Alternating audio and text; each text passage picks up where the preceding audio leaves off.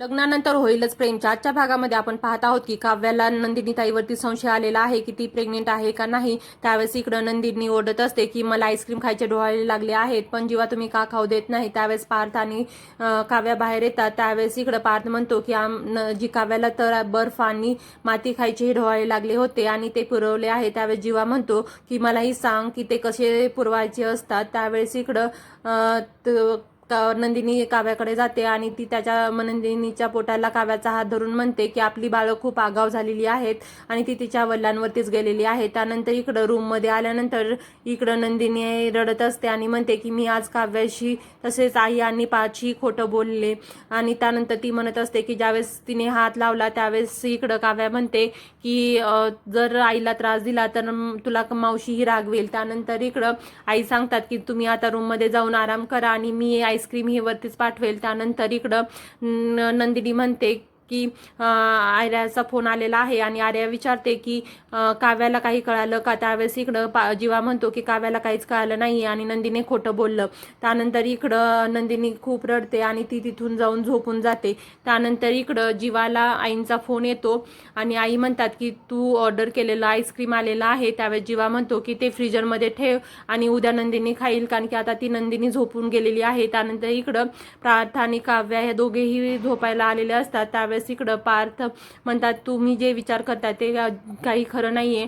त्यानंतर सगळेजण झोपून जातात, पण काव्या आणि नंदिनी दोघी झोपत नाहीत आणि काव्याला आठवत असतं की ज्यावेळेस ती फोन करते त्यावेळेस तो मोबाईल हा नंदिनी ताईंकडे होता आणि नंदिनी ताईने जी शपथ घेतली ती का घेतली असेल आणि नंदिनी ताई माझ्यापासून काय लपवत असेल। त्यानंतर इकडं सकाळ झाल्यानंतर वसू आत्या ह्या घरातील कचरा हा गोळा करत असतात आणि विचार करत असतात की हे सगळं सामान वडगळीच्या रूम मध्ये टाकावं। तेवढ्यात विजयराव येतात आणि म्हणतात की तुम्ही माझं चार्जर घेतलेलं आहे का। तेव्हा वसू आत्या म्हणतात की हो मी घेतले होते।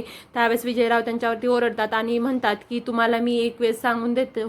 त्यानंतर इकडं जीवा हा नंदिनी आणि दोघंही चहा बनवत असतात। त्यावेळेस जीवा हा खूप एक्साइट असतो की आज त्याच्या मुलाचं ट्रान्सपरंट होणार असतं।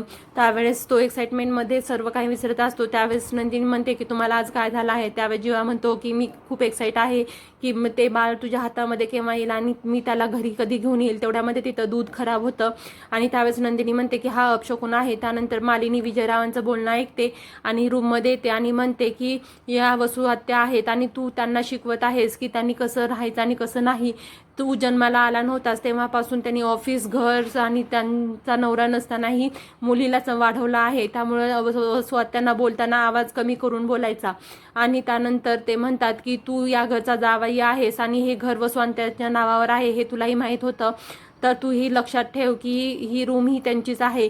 आणि जाताना विजयरावांना वसू आत्यांची माफी मागायला लावतात। त्यानंतर इकडं विजयराव वसू आत्यांची माफी मागतात आणि तिथून निघून जातात। त्यानंतर इकडं वसू आत्या म्हणतात की मला खूप चांगलं वाटलं की तू आधीसारखं दुसऱ्यांना रागवायला लागली। त्यानंतर इकडं पार्थ हा बातम्या पाहत थांबलेला असतो। त्यावेळेस इकडं काव्या येते आणि ऐकते की त्यामध्ये सांगत असतात की गावामध्ये पाऊस सुरू असल्यामुळे गावातील रस्त्यावर पूर आला आणि एक 10 वर्षाचा मुलगा हा वाहून गेला। ज्यावेळेस त्याला हॉस्पिटलमध्ये नेण्यात आलं त्यावेळेस त्याला मृत घोषित केलं।